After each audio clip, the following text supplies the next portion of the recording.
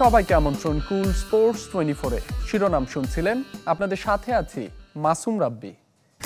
বাংলাদেশের জার্সিতে মাঠে নেমে গর্বিত হামজা চৌধুরী সতীর্থদের ভুল দেখছেন ম্যাচের অংশ হিসেবে। স্টেডিয়ামে এসে হামজাকে নিয়ে গর্বের কথা জানিয়েছেন তার স্ত্রী, বাবা এবং মা। এদিকে জয় হাতছাড়া হলেও ভারত থেকে অন্তত 1 পয়েন্ট নিয়ে ফেরায় সন্তুষ্ট ফুটবল ফেডারেশন সভাপতি তাবিথ আওয়াল। মিনহাজ হোসেনের ক্যামেরায় শিলং থেকে ফয়জুল ইসলামের আরেকটি রিপোর্ট। অনেক প্রতীক্ষার পর বাংলাদেশ জার্সিতে হামজা চৌধুরীর অভিষেক। ম্যানচেস্টার, সিলেট, ঢাকা, কলকাতা হয়ে শিলং এসে ম্যাচ দেখতে এসেছিলেন হামজার পরিবারের সদস্যরা। Yeah, it's a special game to go to. First game for Bangladesh, here with most of our family. So, yeah, it felt really good to be here. I'm hoping, Hamza makes the future bright, for everybody. Hopefully, it's been great. অনেক দিন যাতে প্রকাশ করা যায় না, খুবই ভালো লাগছে এবং আমরা খুব এনজয় করছি। ফুটবল ফেডারেশন সভাপতি সহ নির্বাহী কমিটির সদস্য, ক্লাব প্রতিনিধিরা এসেছিলেন শিলং। জয় না বাবার আক্ষেপ থাকলেও 1 পয়েন্টে এশিয়ান কাপ বাছাইয়ের 3য় রাউন্ড শুরুর স্বস্তি তাবিথ আওয়ালের। দর্শক হিসাবে তো সবসময় আক্ষেপ থাকবে যে গোল দিতে পারি নাই, আমরা জিততে পারি নাই। কিন্তু পজিটিভ সাইডটা হলো আওয়ে ম্যাচে আমরা 1 পয়েন্ট নিয়ে গেছি। নেক্সট ডে আমাদের ইন্ডিয়ার সাথে হোম ম্যাচ হবে, একটা অ্যাডভান্সটা আমরা পাবোই। যাকে ঘিরে এত আকাঙ্ক্ষা, সে হামজা চৌধুরীর কাছেও বাংলাদেশ দলে অভিষেকটা বিশেষ।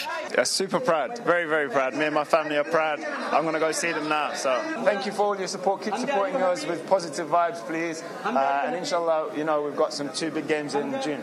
They worked super hard for a month. I just came to join for the last 5 days, but they put in all the hard work, and you can see, like I keep saying, it's a slow process, and we're going to. প্রথমার্ধে সতীর্থের ভুল হামজার কাছে ম্যাচের অংশ, পরের ম্যাচে গোলের আকাঙ্ক্ষা। Yeah, for sure. I think in the first half especially, we had some very good chances, but that's football. We worked very hard to create these chances, and the next game, I'm for sure we'll score them. বাংলাদেশের মানুষকে ঈদ শুভেচ্ছা জানিয়ে England ফেরার অপেক্ষায় হামজা চৌধুরী। ঈদ মুবারক, ঈদ মুবারক। ফয়জুল ইসলাম, channel 24, Shillong, Bharat. Match না জেতায় আক্ষেপ করেছেন Bangladesh coach হাভিয়ার Cabrera. তবে স্বস্তি, বাছাই পর্বে বাংলাদেশের গ্রুপের অন্য ম্যাচও গোলশূন্য ড্র হয়েছে। অন্যদিকে ভারতের হেড কোচ মানলো মার্কুয়েজ হতাশ তার দলের পারফরমেন্সে।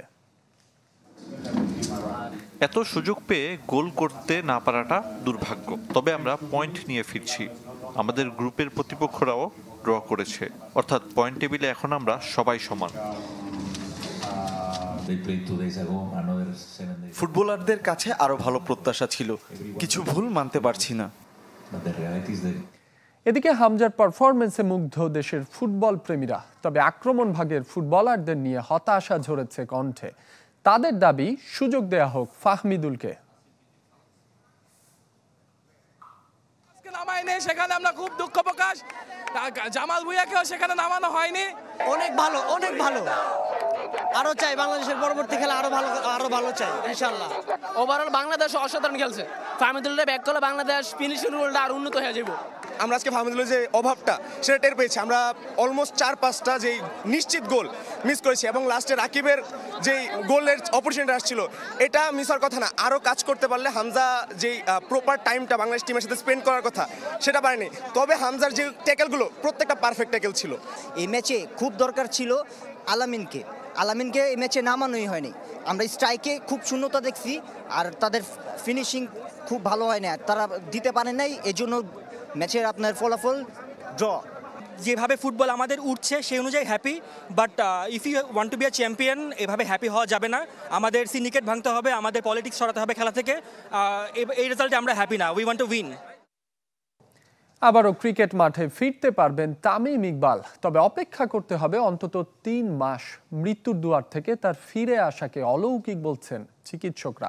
তামিমকে দেখতে এভারকেয়ার হাসপাতালে গিয়েছেন যুব ও ক্রীড়া উপদেষ্টা আসিফ মাহমুদ সজীব ভুইয়া।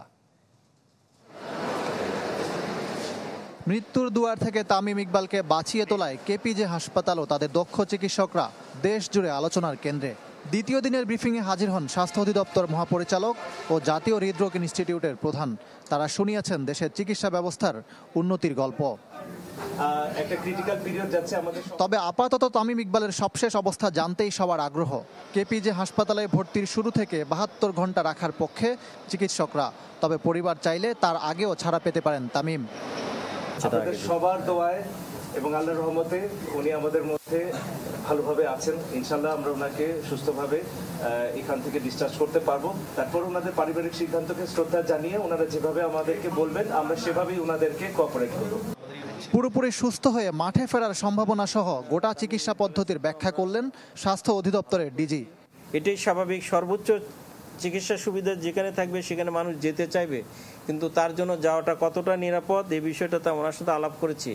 যদিও এটা ওনাদের পারিবারিক সিদ্ধান্ত, কিন্তু আমাদের ডাক্তারদের সিদ্ধান্তকে অ্যাকচুয়ালি সম্মান রূপ এটাকে মেনে না চললে যে আশঙ্কাটুকু থাকে সেটা সম্পর্কে আমরা তো ভবিষ্যৎ বলতে পারবো না। তামিমের বেঁচে যাওয়াকে অলৌকিক বলছেন হৃদরোগ ইনস্টিটিউটের পরিচালক। ব্যতিক্রমী ঘটনা হয়ে থাকবে বলে মনে করেন তিনি। 10 মিনিট আগে 32 মিনিটের মতো তাকে কার্ডিয়াক মেসেজ দিতে হয়েছে। সেখান থেকে উঠে আসা সৌভাগ্য সবসময় হয় না।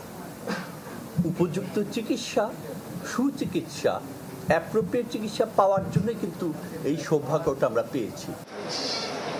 তামিমকে দেখতে এদিন ভিড় করেন আত্মীয় স্বজনরা, এসেছিলেন সাকিবের বাবা মাও।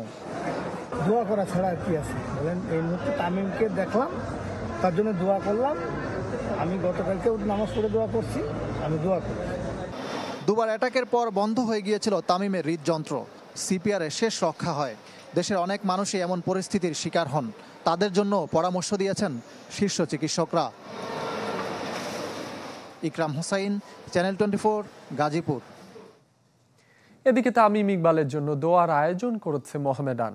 বাদ আসর ক্লাব প্রাঙ্গণে তামিমের জন্য দোয়া করা হয় এবং কোরআন শরীফ খতম দেওয়া হয়। এ সময় তার দ্রুত সুস্থতা কামনা করেন ক্লাব কর্তা ও সমর্থকরা।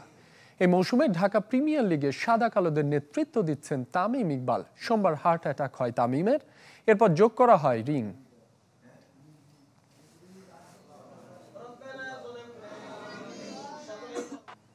হেড কোচ হিসেবে ফিল সিমন্সের ওপরই আস্থা রেখেছে ক্রিকেট বোর্ড। এই ওয়েস্ট ইন্ডিয়ান কোচের চুক্তির মেয়াদ 2027 সাল পর্যন্ত বাড়িয়েছে বিসিবি। অর্থাৎ ওই বছর অক্টোবর-নভেম্বরে বিশ্বকাপের অ্যাসাইনমেন্টেও ফিল সিমন্সের কাঁধে। প্রাথমিক অবস্থায় অক্টোবরে 2024 থেকে 2025-এর চ্যাম্পিয়ন্স ট্রফি পর্যন্ত 61 বছর বয়সে এই কোচের সাথে চুক্তি করে ক্রিকেট বোর্ড।